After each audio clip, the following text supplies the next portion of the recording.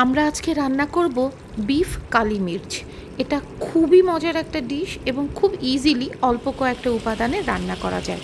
তবে তার আগে একটা কথা বলে রাখি, বিফ কালি মির্চ আর ব্ল্যাক পেপার বিফ এই দুটো কিন্তু আলাদা দুইটা ডিশ। হ্যাঁ, দুইটা রান্নাতেই বিফ ব্যবহার করা হয় এবং সাথে গোলমরিচও ব্যবহার করা হয়, কিন্তু দুইটা রেসিপি সম্পূর্ণ দুই কুজিনের। এই কারণে দুটো খাবার রান্নার প্রসেস আলাদা, মশলাপাতি আলাদা এবং স্বাদ তো একেবারেই আলাদা। আমরা আজকে রান্না করব বিফ কালি মির্চ। তবে এটাকে বিফ কালি মির্চ কেন বলে আমি জানি না, কেননা এতে গোলমরিচের ব্যবহার তো হয়ই, কিন্তু সেটার সাথে সাথে আরও 3-4 রকমের মরিচের ব্যবহার হয়। চলুন রান্নাটা শুরু করি। আমি আধা কেজি পরিমাণ মাংস নিয়েছি, ছোট পিস করে কেটে নিয়েছি।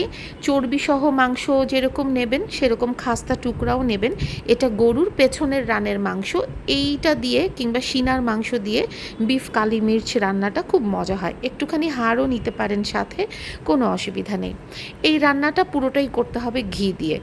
হ্যাঁ, ঘি ছাড়া রান্না করলেও রান্নাটা হবে, তবে ঘি দিয়ে করলে এই রান্নার অথেন্টিক ফ্লেভার এবং টেস্ট পাওয়া যাবে। এটা মিট মনস্টারের ঘি, নিজের কোম্পানির ঘি, তাই আমি বিনা দ্বিধায় বেশি পরিমাণে দিয়ে দিলাম। এরপর সাথে দিচ্ছি গোটা গরম মশলা, এলাচ, দারুচিনি, তেজপাতা, দুটো লবঙ্গ এবং সেই সাথে অবভিয়াসলি গোলমরিচ। গোলমরিচটা এখানে আমরা গোটা যেরকম ব্যবহার করব, একই সাথে গুঁড়োও কিন্তু ব্যবহার করব। মশলাটা দিয়ে একটু ভেজে নিতে হবে। গোলমরিচের খুব সুন্দর একটা ফ্লেভার ছাড়ার পর আমরা ঘিয়ের ভেতরে মাংসটা দিয়ে দিব। মাংসটা সময় নিয়ে কম করে হলেও 7 থেকে 8 মিনিট মাঝারি আঁচে ভাজতে হবে। ভাজতেই হবে, এর কোনো বিকল্প নেই।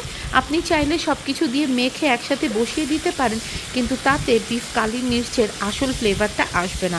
মাংস ভেজে নিলে দেখবেন যে স্বাদের একটা অভাবনীয় ডেপথ তৈরি হয়েছে। সিরিয়াসলি, এই যে দেখুন ভাজতে ভাজতে মাংস থেকে খানিকটা পানি ছেড়ে দিবে, সেই পানিটা প্যানেই আমরা শুকিয়ে ফেলবো।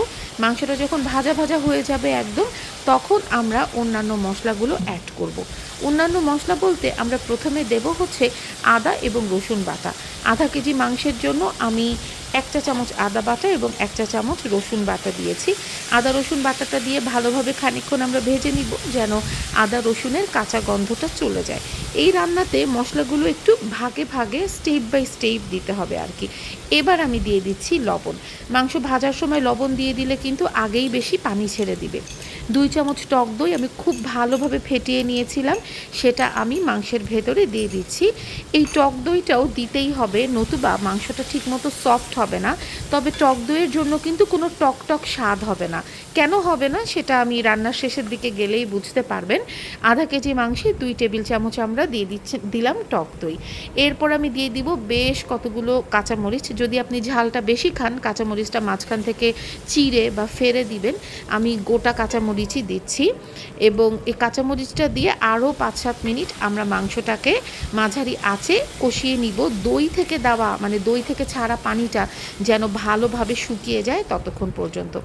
এরপর আমরা দিয়ে দিব পানি। যেই বাটিটা আমি দই ফেটিয়েছিলাম সেই বাটির 2 বাটি আমি পানি দিয়ে দিলাম। এটা আন্দাজ মতো দেবেন, যতটুকুন পানিতে আপনার গরু মাংসটা সেদ্ধ হয়ে যাবে।